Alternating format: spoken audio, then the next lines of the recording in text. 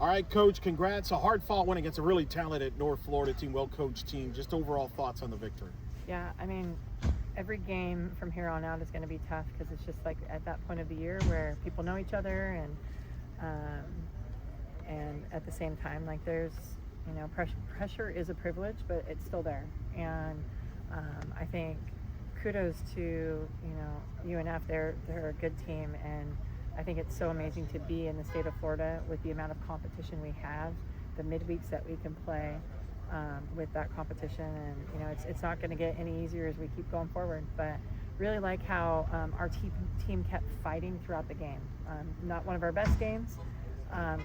However, there were some really good moments, and that's what you need later on in the year with some outstanding pitching performances from Tori Payne and Lena Elkins. Tori told us that you talked to her after that first inning in the early run. Can you just give us your point of view of that?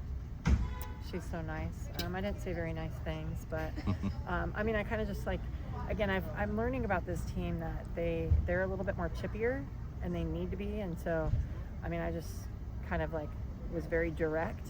And they scored a run without getting a hit, and we had 2 walks in the game, and they were the first 2 batters. And I think I said, hey, why are we going to put on the people that can steal 50 bags? And she looked at me and she's like, that's a good point. And then just threw dynamite from then on out. So, yeah. But that's part of the development. Maybe earlier in the year, she just doesn't figure it out, but now they're starting to figure it out. Ava Stewie with her outing on Saturday, Reagan with her outing on Sunday. Are you seeing that? I know it's not easy as a coach because you always, you want the best for them at every pitch, but they are growing right before our very eyes here. Oh, 100%. We look at, not to talk about the past, but we're a good hitting team, and I think Kansas scores more runs than we do in a game. And so when you look at how many earned runs they scored against us, there's a couple that we could have done better as a pitching staff, but we neutralized that team from a pitching standpoint. And so to see how, even the amount of different pitchers that threw, and then how our freshmen are developing is awesome. And to be able to play a game like this and let Issa just hang out in the bullpen and maybe work on some things, that's big time for us, because we're going to need more than one. We're going to need more than 2, and that's shown with the type of hitters we have. And our freshmen they're figuring it out, and they've all gone through their tough moments, and they're starting to figure it out, which is really nice. And Lena obviously is the closer. I know that's been a role that you two had talked about and worked on. They come in really in a high leverage situation, and she was masterful tonight as well. Once again, and continuing her stellar pitching over the last few weeks. Yeah, she's just her game is opening up every day. We used to just stick to a couple pitches, and now we're able to throw to all sides, all quadrants, different speeds. It's been nice to be able to see her really do that, and not only execute physically, but she's starting to wear that crown as a queen in the circle very well. How do you keep the momentum going now that you have the home and home of Florida coming up? Yeah. I just keep going. I think if we play the name on the chest, it's not going to bode well for us. So I think we just have to keep playing our best softball. And I don't think today was our best softball. However, I've asked them to play their best softball at the end of the game, and championship innings we played very, very well. We scored in the 6th and 7th, if I'm not mistaken. Fifth and sixth, and then the shutdown innings, 2 through 7. I'm proud of that. So I think, if we can continue to do that, eliminate the freebies, because Florida does maximize on those. They'll take advantage of that. Just play our game. I think that they're human just like us, so we just got to play our game and play against our best selves.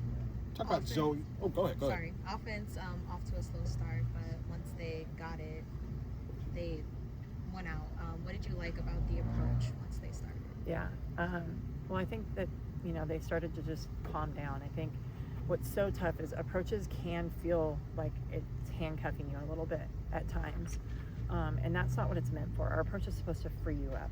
And so that's one of the things that I just explained to him is look, you're going to look for the pitch you're looking for, and you got to take your swing, and we might go deeper in the count, but I mean, like, if you still have a strike on you, stop swinging, and that's what we're doing. We're swinging at the pitch they want us to swing at, and so that's the big thing. Is like it should free us up.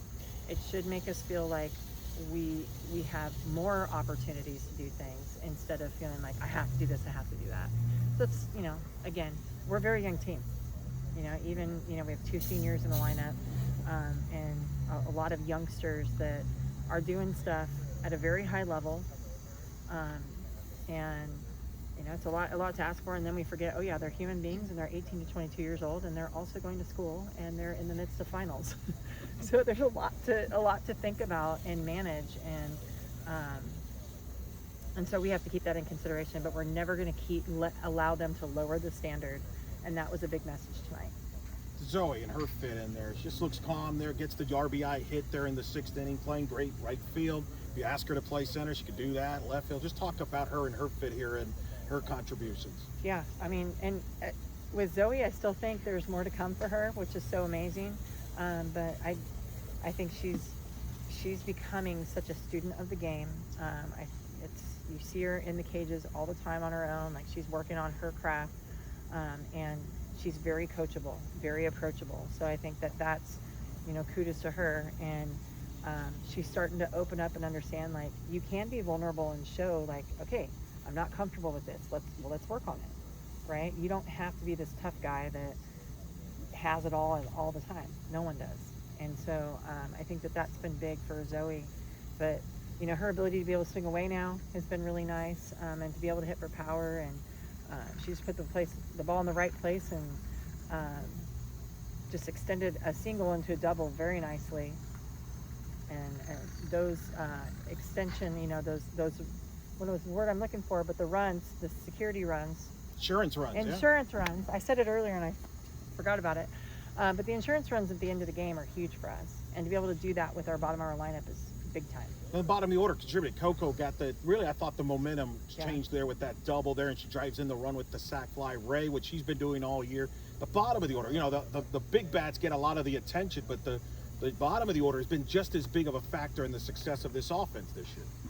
Well, and most recently in 2 of our wins, they've really kept it going for us, and that's what we talked about is stop thinking about how uncomfortable you are and think about what the pitcher is going through, right? They have to face the top 6 in the lineup, that their power numbers are incredible, their on-base numbers are incredible, just like all of the above. And then you've got these little annoyers in the bottom of the lineup that just do these things that you're just like, ugh, right? You're a thorn in my side.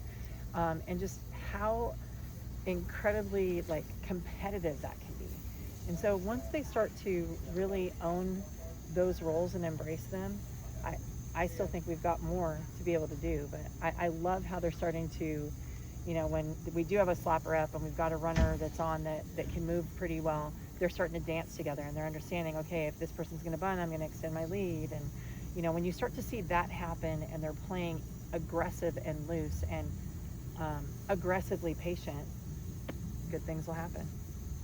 Nice little wrinkle this year with the Florida being a Friday, Saturday. Just so happens they had a bye week in the SEC. You had a bye week in the Big 12. And just talk about this, kind of unique. It'll be the first time ever that UCF hosts Florida in a regular season game on a Saturday night. First time UCF plays there on a Friday night regular season. Really good late in the year.